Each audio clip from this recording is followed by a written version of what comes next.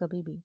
Legality of object, किसी भी contract की जो ऑब्जेक्ट होता है वो लीगल होना चाहिए। जैसे कि हमें वो कॉन्ट्रैक्ट करना किस पॉइंट ऑफ व्यू से है, जैसे कि सिर्फ फ्रॉड ही करना है, ठीक है, किसी कॉन्ट्रैक्ट में सिर्फ फ्रॉड ही कर रहे हैं हम, तो वो ऑब्जेक्ट उसका क्या है, अनलॉफुल, अंडर सेक्शन 23। एक ही सेक्शन है, अगर कोई भी कॉन्ट्रैक्ट 23 के अंडर आ जाता है तो वो कॉन्ट्रैक्ट क्या हो जाएगा, अनलॉफुल। फॉरबिडन बाय लॉ, वो क्या हो जाता है, फॉरबिडन बाय लॉ। कोई भी, जैसे कि फॉरबिडन बाय लॉ कैसा होता है मैं आपको बताती हूँ।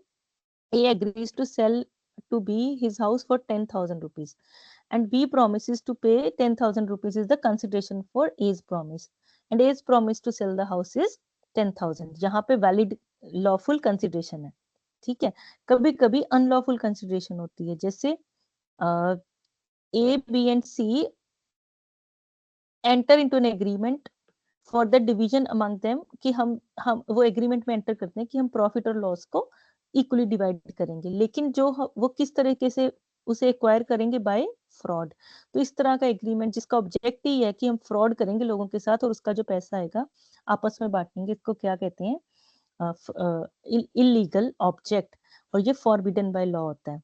अगर इसे हम परमिट कर भी दें तो उससे किसी ना किसी लॉ की प्रोविजन की डिफीट होगी, वो वायलेट होगी।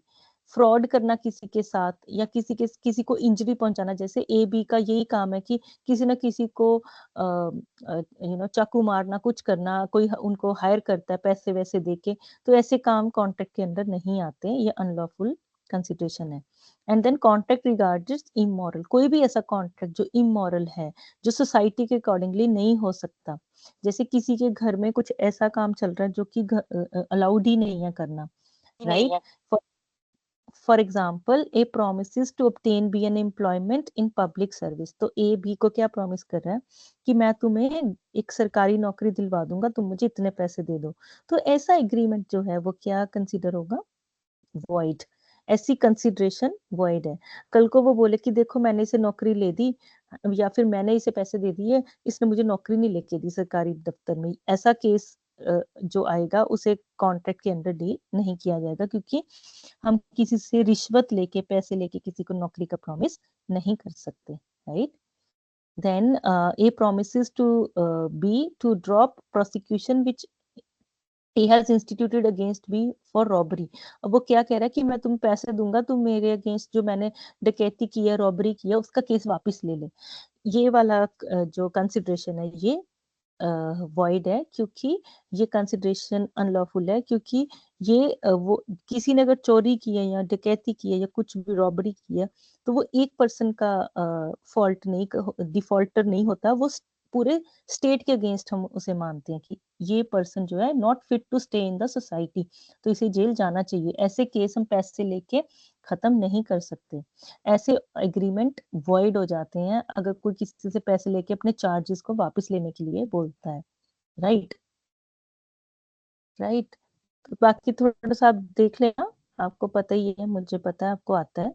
ई कॉन्ट्रैक्ट, ई कॉन्ट्रैक्ट क्या होता है, कोई भी कॉन्ट्रैक्ट जो आप इलेक्ट्रॉनिक वे से एंटर करते हैं। इलेक्ट्रॉनिक का मतलब क्या होता है, कोई भी ऐसा कॉन्ट्रैक्ट जिसको आप ऑन करते हैं अपने फोन से, फ्लिपकार्ट, amazon, इससे करते हैं, उसको क्या कहते हैं, ई कॉन्ट्रैक्ट, जो इलेक्ट्रॉनिक से होता है, राइट। इसमें भी ऑफर होता है, एक्सेप्टेंस होती है, कंसिडरेशन होती है, लीगल रिलेशंस होते हैं, कॉम्पिटेंट पार्टीज होती हैं, फ्री कंसेंट होती है, लॉफुल होती है कंसिडरेशन, और इसमें भी सर्टेनिटी होती है। लेकिन इसमें तीन तरह के, सबसे पहले इसमें एक ही एक्ट है जो इसको वैलिडेट करता है, वो है इंफॉर्मेशन टेक्नोलॉजी एक्ट 2000, जो इस तरह की ई कॉन्ट्रैक्ट्स को वैलिड करता है। Anil buys Microsoft Office online for his MacBook, Microsoft lays down terms and condition that will now bind upon Anil. Right? When Anil clicks I agree and the makes the payment, he is bound by e-contract. E-contract में आपने देखा होगा तीन तरह के contract होते हैं, click rap, shrink rap और ब्राउज रैप, तीन तरह के कॉन्ट्रैक्ट होते हैं ई कॉन्ट्रैक्ट में। उसमें एक तो आप ब्राउज करते हो, ठीक है, और उसमें जैसे ये इसमें आता है, आपके पास आता है ना मोस्टली ऑल कुकीज एक्सेप्टेड, आप उसको कर देते हो कंटिन्यू, या फिर आई एग्री आता है, अगर आप नहीं करते आई एग्री तो वो कॉन्ट्रैक्ट ही नहीं होता। तो इस तरह के सारे कॉन्ट्रैक्ट ई कॉन्ट्रैक्ट में जो होते हैं, और इसकी सबसे पहले आपने याद रखना, ई कॉन्ट्रैक्ट जो इलेक्ट्रॉनिक वे से होते हैं, पेपरलेस होते हैं, इसमें सारी कंडीशन वही होती हैं जो सेक्शन 10 की होती हैं। इसमें इंफॉर्मेशन टेक्नोलॉजी एक्ट है, वो रेगुलेट करता है ई कॉन्ट्रैक्ट को। ई कॉन्ट्रैक्ट को रेगुलेट कौन करता है? Information technology act 2000। कितनी तरह के होते हैं यहाँ पे लिखा नहीं है, लेकिन 3 तरह के होते हैं, आप इसे लिख लेना। 3 टाइप्स ऑफ ई कॉन्ट्रैक्ट होते हैं, क्लिक रैप, ब्राउज रैप और श्रिंक रैप। ये शायद आपने फाउंडेशन कोर्स में पढ़ा होगा पहले। देन कहीं पे भी अगर हम आई एग्री करके टर्म्स एंड कंडीशन, कभी कभी आता है कैप्चा को डालो, कभी कभी आता है you I am not robot, ये करो, and all these things R E contract, example of E contract, and binding upon both the parties, right. Right. कौन कॉम्पिटेंट होते हैं कॉन्ट्रैक्ट में एंटर होने के लिए? माइनर कॉम्पिटेंट होता है? नो। 3 तरह के लोग हैं जो कॉम्पिटेंट नहीं होते, उनके साथ कोई भी कॉन्ट्रैक्ट करोगे तो क्या हो जाएगा? वो वॉइड। उसमें से सबसे पहले क्या है, अगर किसी की भी एज 18 से कम है, एज ऑफ मेजोरिटी में नहीं है, वो माइनर है, उसके साथ कोई भी कॉन्ट्रैक्ट अगर करेंगे तो क्या हो जाएगा? वो वॉइड। कोई भी पर्सन अनसाउंड माइंड का उसके साथ कॉन्ट्रैक्ट करेंगे तो कॉन्ट्रैक्ट क्या होगा? Void. A person who is disqualified by law, disqualified by law कौन से होते हैं? जो कि इंसॉल्वेंट है, वो डिस्क्वालिफाइड बाय लॉ है, वो किसी के साथ कॉन्ट्रैक्ट नहीं कर सकते। ठीक है। एज पर मेजोरिटी एक्ट, जो तो माइनर है उसकी एज होती है 18 ईयर, लेकिन जो लोग गार्डियन के साथ रहते हैं, गार्जियन होते हैं, उनके पेरेंट्स नहीं होते, गार्जियन के अंडर होते हैं, उनकी एज होती है मेजोरिटी की 21। तो 18 की ऑर्डिनरी केसेस में, लेकिन जहाँ पे गार्जियनशिप है वहाँ 21। Then position of a minors agreement in effect, क्या होते हैं माइनर के एग्रीमेंट? हमेशा क्या होता है? वॉइड एब इनिशियो। एब इनिशियो का मीनिंग लिख लो आप। एब initio means from the very beginning. कोई भी माइनर का एग्रीमेंट जो शुरू से ही वॉइड होता है, उस शुरू से ही वॉइड होता है, कभी बीच में जाके नहीं होता। कौन से ऐसे कॉन्ट्रैक्ट है जो पहले वैलिड होते हैं, बाद में भी वॉइड हो सकते हैं? जैसे कि एलियन एनिमी, एलियन फ्रेंड जो हमने किए थे, है ना, या कोई यूनिवर्स या फिर कोई स्टेट की पॉलिसी चेंज हो जाए, लेकिन जो माइनर का एग्रीमेंट है वो शुरू से ही क्या होता है? Void. And law of estoppel does not apply against a minor. It means minor can always plead his minority despite earlier misrepresentation to be a major. Right. In other words, he cannot be held liable on agreement on grounds that since earlier he has asserted that he had attained majority. जो law of estoppel होता है वो कभी भी apply नहीं होता minor के against. Estoppel क्या होता है? अगर माइनर ने प्रॉमिस कर दिया कि मैं ये करूंगा और बाद में उसने नहीं किया, तो उसके ऊपर कोई भी लाइबिलिटी नहीं होती। लेकिन अगर ऑर्डिनरी पर्सन, मेजर पर्सन अपना वर्ड दे कि मैं ये काम करूंगा, और उसके अकॉर्डिंगली दूसरा पर्सन ट्रस्ट करके वो काम को पूरा कर दे, तो उसको भी ये करना पड़ेगा, even if he did not wanted to do that. तो बड़ी इंपॉर्टेंट चीज है एस्टॉपल। कभी कभी कॉन्ट्रैक्ट ना भी हो तो भी लॉ ऑफ एस्टॉपल लगता है। एस्टॉपल का मतलब होता है कि एक आपको, आपने एक वर्ड दिया तो अब आपको पूरा करना पड़ेगा, जो कि माइनर पे नहीं लगता। डॉक्ट्रिन ऑफ रेस्टिट्यूशन, अगर माइनर ने कुछ पैसे ले लिए झूठ बोल के कि मैं मेजर हूँ, और किसी को अपना माइनर ने अपनी कुछ घर के डॉक्यूमेंट देके लोन ले लिया और ये बोला कि मैं मेजर हूँ, लेटर ऑन माइनर अपने पैसे भी वापस ले सकता है, घर के कागज भी वापस ले सकता है, लेकिन माइनर से कोई ये नहीं बोलेगा कि तुम्हें वापस देने पड़ेंगे पैसे, क्योंकि माइनर के साथ एग्रीमेंट क्या है? Void. Third thing, no ratification on attaining majority.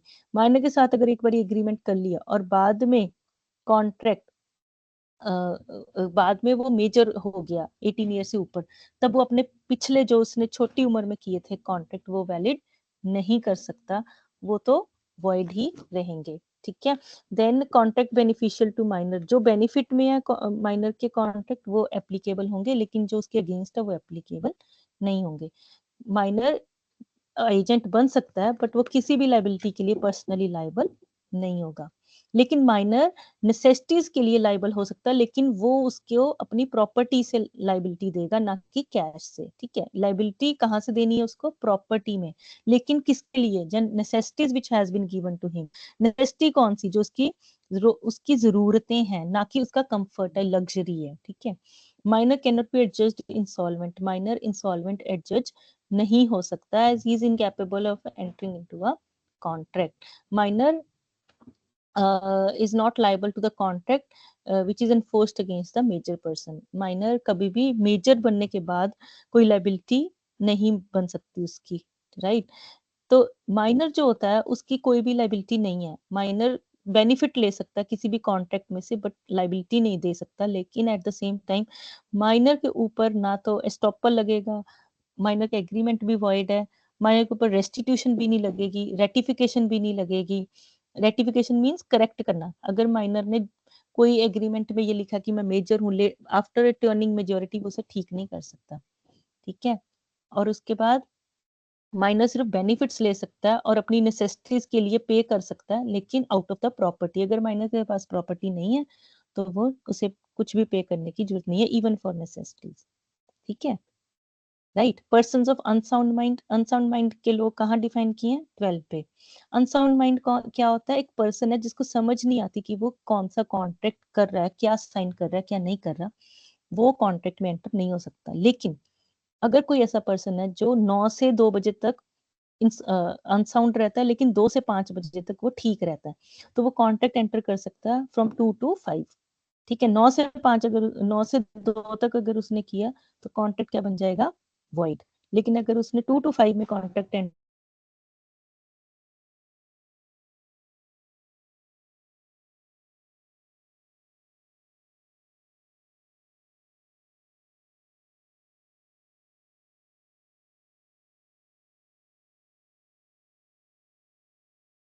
So when we talk about this unsound mind, usme the most important thing is person when he is in unsound mind, at that point of a time he cannot enter into a contract. But when he is of sound mind, then he can enter into a contract. जैसे कि a patient in lunatic asylum who is at intervals of sound mind may contract during those interval. तो वो क्या कर सकता है? जब वो sound mind में है उस टाइम पे वो contract में enter कर सकता है. जब वो unsound है तब वो नहीं कर सकता. ठीक है. मेन पॉइंट क्या है देखने का? कि उसे उस टाइम पे समझ आ रहा है, capable, is he capable of understanding the contract? If yes, he can enter into a contract.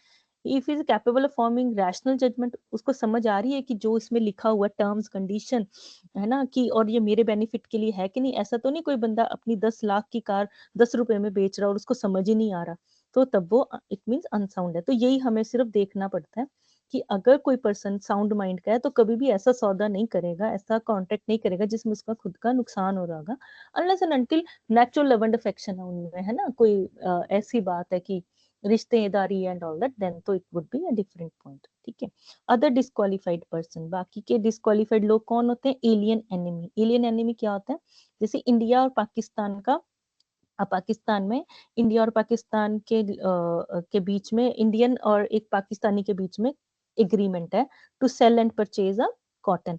तो जिस दिन एक्चुअल में देना है ये सामान, उस दिन वॉर ब्रेकआउट हो जाती है. तो इंडियन पर्सन जो है और इंडियन और पाकिस्तानी वो क्या बन जाएंगे? एलियन फ्रेंड से एलियन एनिमी.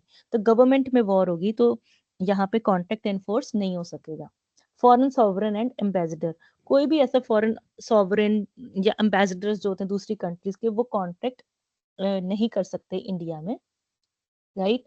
क्योंकि वो इंडियन सिटीजन नहीं होते और इंडियन सिटीजन उन्हें स्यू भी नहीं कर सकते, तो वो भी इसमें नहीं आते. कन्विक्ट्स, कोई भी जिसको जेल हुई हुई है, जो जेल के अंदर है, वो भी इम्प्रिजनमेंट में, वो भी कॉन्ट्रैक्ट नहीं कर सकते. देन इंसॉल्वेंट पर्सन क्या होता है? जिसके पास कोई भी जिसके डेट्स ज्यादा हैं लाइबिलिटीज एसेट से, तो वो भी कॉन्ट्रैक्ट में एंटर नहीं कर सकते. कंपनी और statutory bodies can not enter into a contract. तो मेनली तो जो है जो कॉम्पिटेंट पार्टीज नहीं है वो 3 है: माइनर, अनसाउंड माइंड और डिस्क्वालिफाइड बाय लॉ. लेकिन इसके अलावा भी company, insolvent, convict, alien enemy, ये लोग सब इसमें आते हैं जो कि कॉन्ट्रैक्ट में एंटर नहीं कर सकते. ठीक है. Then free consent. Free consent क्या होती है? फ्री कंसेंट होती है, सबसे इंपॉर्टेंट चीज, मैं वो चार्ट से कराती हूँ, कोरिजन, अनड्यू इन्फ्लुएंस और मिसरिप्रेजेंटेशन. अगर ये 3 चीजें हैं, सेक्शन 15, 16, 17, मिसरिप्रेजेंटेशन, फ्रॉड, फ्रॉड में 2 तरह की चीज़ होती है, एक इंटेंशनली आप किसी से फ्रॉड करते हो, एक अनइंटेंशनली फ्रॉड करते हो। कोरिजन, अंडर इन्फ्लुएंस, मिसरिप्रेजेंटेशन और फ्रॉड, इन 4 में तो कोई भी कॉन्ट्रैक्ट क्या होएगा, वॉइडेबल। लेकिन अगर मिस्टेक होगी तो कॉन्ट्रैक्ट क्या होएगा, वॉइड। ठीक है? मिस्टेक 2 तरह की होती है, एक चलो मैं आपको कराती हूँ। कोरिजन क्या होता है? कोरिजन सेक्शन 15 में डिफाइंड है। इसमें कोई भी ऐसा कोरिजन मीन्स अगर कोई भी पर्सन किसी को किसी ऐसी सिचुएशन में डाल के करता है, कोरिजन करके कॉन्ट्रैक्ट में एंटर करता है, मीन्स आपने किसी के कोड है,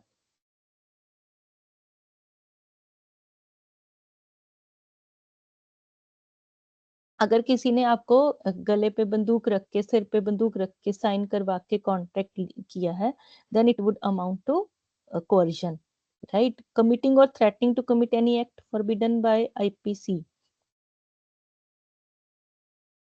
अगर कोई भी ऐसा थ्रेट या कोई ऐसा क्राइम किया किसी ने, जो ऐसा कोई भी क्राइम जो इंडियन पिनल कोड में डिफाइंड है, अभी तो हमें भारतीय न्याय संहिता कहते हैं हम उसे, अगर उसमें डिफाइंड है तो उसे हम क्या कहते हैं, कोअर्जन। अगर इफेक्ट ऑफ कोअर्जन, कोअर्जन का इफेक्ट क्या होता है, कोअर्जन का इफेक्ट होता है कि ये कॉन्ट्रैक्ट वॉइडेबल हो जाता है eight the option of one party. Eight the option of one party means कि अगर कोई सिर्फ थ्रेट करता है कि अगर तुमने ऐसा किया तो मैं तुम्हें जेल में भेज दूंगा, ठीक है, मैं तुम्हें ये कर दूंगा, मैं तुम्हें हाई रेट ऑफ इंटरेस्ट पे दूंगा। कि कभी कभी क्या होता है, किसी पर्सन को बहुत ज्यादा पैसे की जरूरत होती है, ठीक है, वो हॉस्पिटलाइज्ड है और उसको अभी पैसे चाहिए, 10 लाख चाहिए, और बंदा उसे कहता है कि अगर तुम मुझे रिटर्न में 10 लाख की जगह 15 लाख दोगे तो मैं तुम्हें आज 10 लाख दूंगा, तो उस टाइम उसको पैसे चाहिए, वो साइन कर देता है, लेकिन लेटर ऑन ये वाला जो कॉन्ट्रैक्ट है वो later on can declare it as a void, क्योंकि ये वॉइडेबल हो जाएगा, कोर्जन से किया उसने, उस टाइम उसकी सिचुएशन का फायदा उठाया, इसलिए ऐसे कॉन्ट्रैक्ट जो है जिसमें कोई high prices, high rate of interest charge करता है, वो आईपीसी में क्राइम भी है, इसलिए ये कोर्जन के अंदर आएगा और वो लाइबल होगा। ठीक है? अगर अगर हम बात करें अनड्यू इन्फ्लुएंस की, आप ये 2 सिचुएशंस देख लेना, प्रोसिक्यूशन, किसी के ऊपर झूठा केस करना, ये भी एक कोरिजन है। ठीक है? अनड्यू इन्फ्लुएंस और कोरिजन में एक अंतर है, आप इसको ध्यान से सुनना। अनड्यू इन्फ्लुएंस वही होगा जहां पे कोई रिलेशनशिप होगा, 2 पार्टीज में कोई ना कोई रिलेशनशिप होगा, कोरिजन में ऐसा कुछ नहीं होगा। कोरिजन में कोई भी किसी के साथ कर सकता है, ठीक है, हम जानते हैं उसे नहीं जानते, लेकिन यहाँ पे कोई ना कोई रिलेशन होगा, जैसे कि टीचर स्टूडेंट, लैंडलॉर्ड और टेनेंट, बैंकर और उसका क्लाइंट, सॉलिसिटर एडवोकेट और उसका क्लाइंट, ठीक है, डॉक्टर और पेशेंट। तो इस तरह का कोई ना कोई रिलेशनशिप होगा जहां पे एक बहुत हायर पोजीशन पे होगा और दूसरा उससे नीचे वाले पोजीशन में होगा, तो इस वजह से एक बंदा दूसरे का फायदा उठा लेता है। और जैसे कि ये देखो एग्जांपल दिए, parent child guardian ward, religious adviser disciple, उनमें से 3 सिचुएशन ऐसी हैं जिसपे कोर्ट को प्रूव करने की जरूरत नहीं पड़ती, आप जाके बोलो मेरे साथ अनड्यू इन्फ्लुएंस हुआ है, कोर्ट कहेगी यस हमें पता है आपके साथ हुआ, वो मान जाएगी और दूसरी पार्टी को बोलेगी now you prove it that you have not done it. वो कौन से हैं, ये एक्सेप्शंस है, इसको याद कर लें, प्रिजम्पशन को याद कर लें। प्रिजम्पशन में फर्स्ट है लैंडलॉर्ड एंड टेनेंट, जहां पे भी टेनेंट जाएगा कोर्ट में लैंडलॉर्ड के अगेंस्ट, कोर्ट, राइट, वहां पे एक ऐसा रिलेशन, सॉरी, वहां पे यहाँ पे प्रिजम्पशन ली जाएगी कि कि यहाँ पे अनड्यू इन्फ्लुएंस हुआ है, लेकिन in the cases of this these three it will not be a presumption. जैसे हस्बैंड वाइफ है, हस्बैंड वाइफ में जरूरी नहीं है कौन कोरिजन अनड्यू इन्फ्लुएंस कर रहा है, हमें नहीं पता, वो प्रूव करना पड़ेगा। डेटर क्रेडिटर में कौन कर रहा है, लैंडलॉर्ड टेनेंट में। लेकिन जहाँ पे डॉक्टर पेशेंट है, हमें पता ही है डॉक्टर के पास ऐसी रिपोर्ट्स हैं, अगर वो लीक कर देगा तो पेशेंट के बारे में सबको पता चल जाएगा। ठीक है? क्लाइंट के, अगर क्लाइंट और एडवोकेट, अगर किसी ने खून किया, वो अपने एडवोकेट को तो बताता ही है कि मैंने खून किया है, प्लीज मुझे बचा लो। तो यहाँ पे एडवोकेट के पास एक हायर राइट हो जाता है किसी को अनड्यू इन्फ्लुएंस करने का। तो इसलिए इन केसेस में कोर्ट प्रिजम्पशन लेती है कि अगर तुम्हारा वकील ऐसे कर रहा है तो हम मान के चलते हैं ये अंडर इन्फ्लुएंस का केस है, यहाँ पे तुमने अपनी 10 लाख की कार 100 रुपए में बेच दी, हम मान के चलते हैं ये अंडर इन्फ्लुएंस है, यहाँ पे एडवोकेट को प्रूव करना पड़ेगा कि उसने अंडर इन्फ्लुएंस नहीं किया, ना कि क्लाइंट को प्रूव करना पड़ेगा। ठीक है, यही सिर्फ अंतर है कि एक रिलेशनशिप होता है जिसके अंडर जो पार्टीज होती है, एक पार्टी डोमिनेटिंग पोजीशन पे होती है और दूसरी पार्टी उसके नीचे काम कर रही होती है, इसलिए वहां पे अनफेयर एडवांटेज एक पार्टी लेती है और दूसरी पार्टी उसको सफर करती है। ठीक है, जैसे कि ए in debt to the money lender of his village contracts fresh loan on terms which appears to be unconscionable. It lies B to prove the contract was not induced by undue influence. अब उसने एक ऐसा loan लिया जो कि इतना ज्यादा high rate of interest पे है, अनकॉन्शियसेबल है, मीन्स अगर 100 रुपए लिए हैं तो उसको 10,000 वापस करने हैं। ये देखने से ही ऐसे लगता है कि कुछ गड़बड़ है। तो इस केस में बी को प्रूव करना पड़ेगा कि अनड्यू इन्फ्लुएंस हुआ है कि नहीं हुआ है। ठीक है, लेकिन प्रिजम्पशन किन केस में ली जाती है? Parent, children, guardian, warder, doctor, patient, solicitor, client, trustee, beneficiary. किस केस में प्रिजम्पशन नहीं ली जाती? ये याद कर लो, landlord, tenant, debtor, creditor, husband, wife. ठीक है, देन क्या क्या इफेक्ट होता है अनड्यू इन्फ्लुएंस का? अनड्यू इन्फ्लुएंस का इफेक्ट ये होता है कि ये एग्रीमेंट क्या होते हैं? voidable at the option of one party। ठीक है, किसकी ऑप्शन पे? जिसकी कंसेंट धोखे से ली गई है। ठीक है, क्लियर? तो इसमें एक पार्टी जो है वो इसको वॉइड डिक्लेयर कर सकती है और वैलिड भी डिक्लेयर कर सकती है। कभी कभी प्रिजम्पशन यहाँ पे भी ली जाती है, जो पर्दा नशीन वुमेन। पर्दा नशीन वुमेन वो वुमेन होती है जो पर्दा करके रखती है और उसको कुछ भी नॉलेज नहीं होती, कोई ज्ञान नहीं होता कि क्या चल रहा है, राइट? इस केस में पर्दा नशीन वुमेन जो है वो डील करती है इसको। आप एक बारी थोड़ा सा ये 4 एग्जांपल्स पढ़ो और मैं फिर आपसे पूछ अगर डाउट है तो।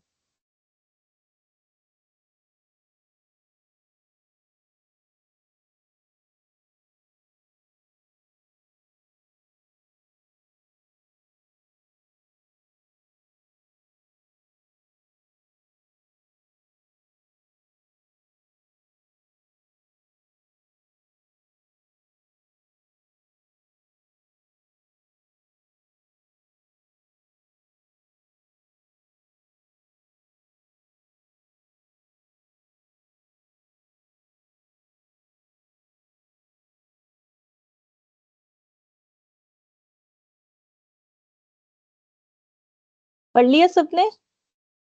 ठीक है, कोई डाउट तो नहीं? ठीक है, आपको आ जाएगा ये समझ, इतनी कोई बड़ी बात नहीं है, ये बहुत सिंपल सा था। Then comes fraud. फ्रॉड क्या होता है? फ्रॉड सेक्शन 17 में डिफाइंड है, आपको इनके सेक्शंस याद करने हैं। Undue influence, fraud, misrepresentation, coercion. Coercion 15 है, अनड्यू इन्फ्लुएंस 16 है, फ्रॉड 17 है। ठीक है, फ्रॉड मींस एंड इंक्लूड, इसका मतलब क्या है और इसमें क्या इंक्लूड होता है? ठीक है, सिर्फ इन्हीं चीजों को हम फ्रॉड कहते हैं। सबसे पहले कोई ऐसी सुजेशन, किसकी सुजेशन? फैक्ट की दी होनी चाहिए जो कि सच नहीं है। सेकंड, एक्टिव कंसीलमेंट, आपको पता है कि ये गलत बात है, झूठ है, लेकिन फिर तब भी आप उसे छुपा रहे हैं। ठीक है, और आपकी नॉलेज में है ये बात कि जो मैं बोल रहा हूँ वो मैं झूठ बोल रहा हूँ। A promise made without any intention of performing it, कोई ऐसा प्रॉमिस करना कि मैं कभी पूरा नहीं करूंगा। Any other act fitted to deceive, कोई ऐसा एक्ट जो कि जिसमें धोखा ही इन्वॉल्व है। ठीक है, और कोई भी ऐसा एक्ट या ओमिशन जो कि फ्रॉड फ्रॉड है उसको हम क्या कहेंगे? फ्रॉड। फ्रॉड कैसे होता है? फ्रॉड होता है अगर किसी ने किसी को कोई ऐसी बात बोली जो उसको पता है कि मैं झूठ बोल रहा हूँ, है ना, तब भी हमने उसको यकीन दिलवा दिया कि नहीं नहीं ऐसा ही है। जैसे ए ने बोला मुझे एक घोड़ा चाहिए, लेकिन वो घोड़ा, हाँ पहले ये सुनो, साइलेंस अमाउंट्स टू फ्रॉड, है ना? साइलेंस जो है वो कभी कभी फ्रॉड होता है ना? साइलेंस में हम ये कब समझा गया। हाँ, जब ड्यूटी टू स्पीक होती है, लेकिन कभी-कभी सर्कमस्टेंसेस इतने चेंज हो जाते हैं कि आपको बताने पड़ते हैं। फॉर एग्ज़ाम्पल आज हमने कॉन्टैक्ट किया जब शुगर का रेट ₹100 केजी है, लेकिन जब मैंने आपको देना है, उस दिन उसका रेट ₹10 हो जाता है, तो मुझे ये बताना पड़ेगा क्योंकि सर्कमस्टेंसेस बिल्कुल चेंज हो गए कि क्या आप अभी भी लेना चाहेंगे? क्योंकि अब तो मार्केट में सिर्फ़ वो ₹10 का है। Then a sells by auction a horse, a auction a, um ये करते हैं। B says to A, if you do not deny, अगर तुम मना नहीं करोगे, I shall assume that the horse is sound, अगर तुम मना नहीं करोगे तो मैं ये समझूंगा कि जो घोड़ा है वो साउंड माइंड का है। ठीक है, तो यहाँ उसने क्या कर दिया, उसको बोला कि ये साउंड माइंड का है अगर तुम नहीं बोले, और वो नहीं बोला तो क्या मतलब होगा कि ये घोड़ा साउंड माइंड का है, ठीक है। लेकिन अगर हम ये करें first illustration, A sells by auction, वो हॉर्स बेचता है जो कि अनसाउंड माइंड का है। ए कुछ नहीं बोलता उस घोड़े के बारे में, बस ऑक्शन कर देता है। तो ये फ्रॉड नहीं है, लेकिन ये फ्रॉड सी इलस्ट्रेशन फ्रॉड है। क्यों? ऐसा इसलिए क्योंकि यहाँ पे उसने एक कंडीशन लगाई थी कि if you do not deny it, अगर तुमने मना नहीं किया तो मैं मानूंगा कि हॉर्स साउंड माइंड है। तो यहाँ पे उसकी ड्यूटी थी बोलना और यहाँ पे उसकी ड्यूटी नहीं थी बोलना, इसलिए साइलेंस अदरवाइज फ्रॉड नहीं है। लेकिन अगर ये ड्यूटी है to speak only, then it is a fraud. Then effect of fraud, fraud में क्या होता है, जहाँ पे कोरिजन फ्रॉड मिसरिप्रेजेंटेशन हो तो कॉन्ट्रैक्ट क्या हो जाता है, voidable at the option of the party whose consent was so caused, तो सेक्शन 19 लगेगा। इफेक्ट ऑफ फ्रॉड क्या होगा, section 19। Then comes misrepresentation, misrepresentation of fraud में क्या अंतर है, मिसरिप्रेजेंटेशन ऑफ फ्रॉड में सिर्फ एक चीज का अंतर है, फ्रॉड में they want to intentionally deceive the other party, in misrepresentation there is no intention to deceive the other party, बस इतना ही अंतर है, बाकी सब statement has been made in both the cases by the parties। ऐसी ही statement दे दी, बिना जाने बूझे दे दी स्टेटमेंट, उसको हम मिसरिप्रेजेंटेशन कहते हैं। पर मिसरिप्रेजेंटेशन में एक ही अंतर है, मिसरिप्रेजेंटेशन में अनइंटेंशनली होता है। ये क्या होता है, अनइंटेंशनली, जो स्टेटमेंट दी है वो इनोसेंटली दी है, अनइंटेंशनली दी है, फ्रॉड कमिट करने के लिए नहीं दी।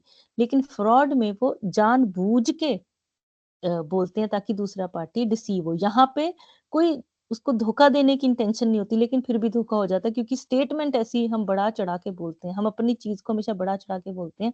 जैसे कि ऐसे बोला जाता है कि हाँ, ये तो बहुत अच्छी घर है, ये घर खरीद लेना चाहिए, ये घर अच्छी लोकेशन पे है, ये घर बढ़िया रहेगा। ऐसे कुछ अच्छी बातें उसके बारे में बोली जाती है, लेकिन एक्चुअल में वो ऐसा होता नहीं है। हमने भी देखा नहीं होता जाके, समबडी सेज कि मैं तो वो घर खरीदना चाहता हूँ जहाँ पे गार्डन हो, और कोई बंदा कहता है हाँ, हाँ, इस घर में गार्डन भी है। उसने जाके देखा भी नहीं कि गार्डन है कि नहीं, और इसको हम कहते हैं मिसरिप्रेजेंटेशन। फ्रॉड में उसको पता होता है कि घर में गार्डन नहीं है, फिर भी वो बोलता है कि इस घर में गार्डन है, आप इसे ले लीजिए, ठीक है?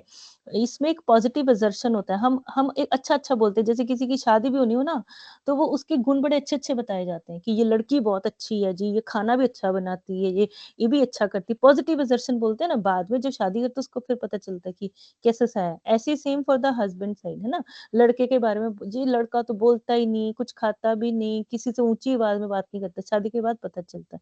तो ऐसे पॉजिटिव असर्शन टाइप चीज़ें होती हैं जो कि हम बढ़ा-चढ़ा के हमेशा बोलते हैं, लेकिन वो सच नहीं होती, ना ही हमें पता होता है कभी-कभी। तो अगर हम इंटेंशनली कोई फ्रॉड नहीं करना चाहते, इंटेंशन नहीं है मेरी कि फ्रॉड करने की, तब वो फ्रॉड नहीं है, वो मिसरिप्रेजेंटेशन बन जाएगा, ठीक है? अगर इनोसेंट सी स्टेटमेंट दी है ना? जिसमें उसको हम मिसरिप्रेजेंटेशन कहते हैं। अगर इंटेंशनली किसी को धोखा केने देने के लिए स्टेटमेंट दी है, तो उसे हम फ्रॉड कहते हैं। बस यही अंतर है, आप याद रखना फ्रॉड और मिसरिप्रेजेंटेशन में, ऑल्दो फ्रॉड में भी कॉन्ट्रैक्ट वर्डेबल है और मिसरिप्रेजेंटेशन में भी कॉन्ट्रैक्ट वर्डेबल है। बट फ्रॉड में जो है हम मानते हैं कि उस बंदे को नॉलेज थी, उसने जानबूझ के धोखा किया, तो मोस्टली लोग उसको वॉइड ही डिक्लेयर करते हैं, राइट? और यहाँ पे लोग वॉइड डिक्लेयर कर सकते हैं, लेकिन वैलिड भी हो सकता है, right?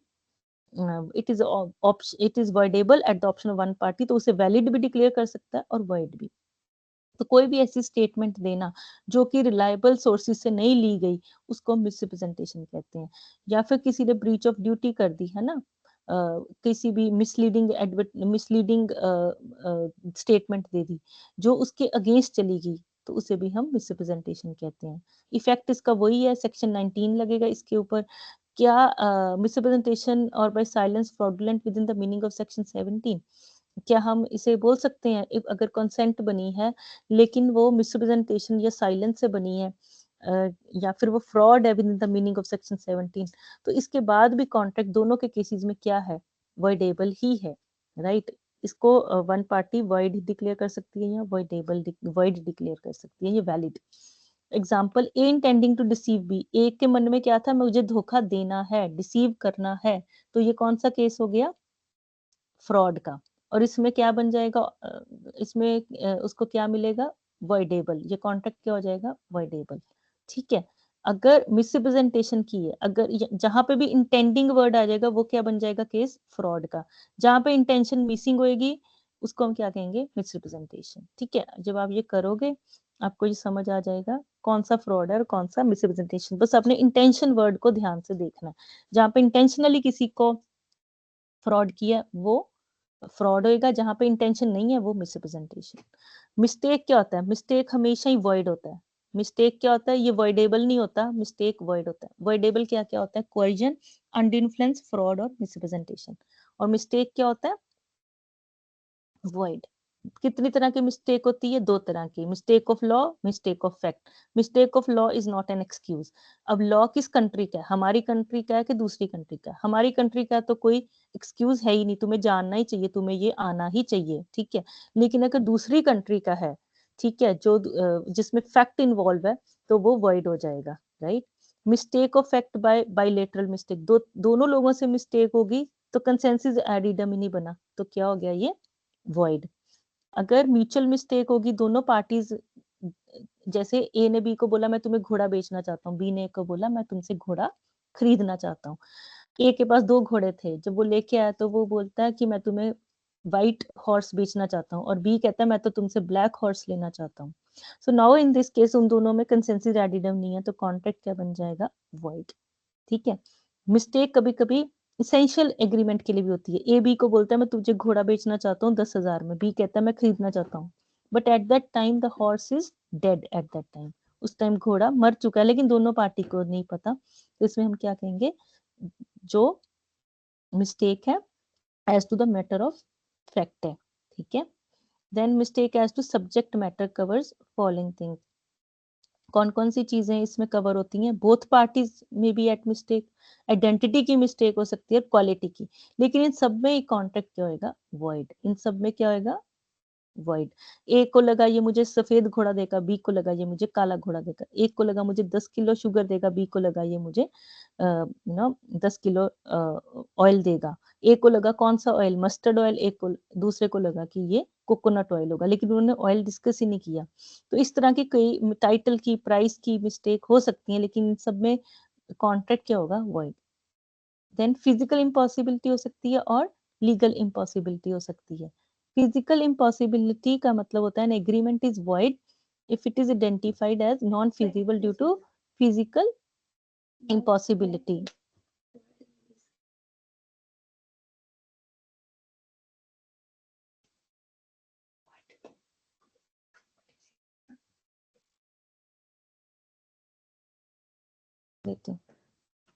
So when we talk about physical impossibility and legal impossibility, one is it is not possible, an agreement is void if it is identified to be non feasible due to physical factor। हो ही नहीं सकता, इतनी दूर है, इतना distance, इतनी height है, whatever। Physical impossibility में भी वो void है, और लीगल इम्पॉसिबिलिटी में भी वो void है। लीगल इम्पॉसिबिलिटी कैसे, उनके लॉ ने मना ही कर दिया कि ये चीज बेचनी नहीं, खरीदनी नहीं, तो वो इम्पॉसिबिलिटी क्या बन जाएगी, void। A agrees to buy B a certain horse. It turns out to be the horse was dead at the time of bargain, though neither party was aware of it. तो ये क्या बन जाएगा, void। Unilateral mistake, अगर as per section 22 a contract is not voidable merely because it was caused by one of the party under a mistake। unilateral mistake भी allowed नहीं है, इसमें भी क्या बन जाएगा, void ही होगा, यूनिलेटरल मिस्टेक हो या बायलेटरल मिस्टेक। अब एक चार्ट बना हुआ था, उस ऊपर चार्ट बना हुआ है, आप उसे देख लेना, ठीक है? और उसमें आपको बिल्कुल क्लैरिटी हो जाएगी कि एग्रीमेंट किस तरीके का अ, होता है, ठीक है? आपने सबसे पहले यही याद रखना कि कॉन्ट्रैक्ट कौन-सा वॉइड और वॉइडेबल होता है। वॉइड तो सिर्फ मिस्टेक में होता है, वॉइडेबल किसमें होता है? कोरिजन, अनड्यू इन्फ्लुएंस, फ्रॉड और मिसरिप्रेजेंटेशन। फिर मिस्टेक कितने तरह की होती है? मिस्टेक यूनिलैटरल भी हो सकती है, बायलैटरल भी। दोनों में कॉन्ट्रैक्ट क्या होएगा? दोनों की मिस्टेक में वॉइड ही होगा। मिस्टेक ऑफ फैक्ट हो सकता है, मिस्टेक ऑफ लॉ हो सकता है। Mistake of law is not an excuse, है ना? आपको लॉ अपना पता ही नहीं, आपको लगा कि ये लॉ ऐसा है पर वो ऐसा था ही नहीं, पर उसने उस बिना नॉलेज की वो कॉन्ट्रैक्ट ऐड कर दिया, तो ये वॉइड नहीं होगा। लेकिन मिस्टेक एज टू फैक्ट अगर होगा तो वो वॉइड होगा, ठीक है? अपनी कंट्री का लॉ आपको आना चाहिए, लेकिन अगर फॉरेन कंट्री का लॉ आपने मिस्टेक कर लिया तो वो वॉइड नहीं है, ठीक है? वो तो हो सकता है हमें फॉरेन कंट्री का लॉ नहीं आता। नेक्स्ट टाइम हम क्वाज़ी कॉन्ट्रैक्ट करेंगे, ठीक है? कल हम क्वाज़ी करेंगे, तो आई विल ट्राई कि मैं आपका मोस्टली कॉन्ट्रैक्ट कंप्लीट करके आपको करा दूँ पहले ही क्या कहते हैं सेल्स ऑफ गुड्स भी करा पाऊँ अगर मैं आपके टाइम जितना शेड्यूल है, क्योंकि आपके पास और मेरे पास टाइम उतना ही है, आपके भी स्कूल लग जाएँगे या आप भी बिज़ी हैं। तो I will be dealing I have dealt today essentials, void, voidable, consideration, legality, e-contract, constraint of constraint to enforce contractual obligation, ये हमने कर लिया। तो कल मैं कराऊँगी आपको क्वाज़ी, है ना? ये भी करा दूँगी टर्मिनेशन बाय नोवेशन और स्पेशल कॉन्ट्रैक्ट अगर हो पाया तो। अदरवाइज़ 2.7 से 2.11 तक तो कल हो ही जाएगा, ठीक है? इतना तो हो जाएगा। बाकी देखेंगे स्पेशल कॉन्ट्रैक्ट अगर हो पाया तो I will be doing that.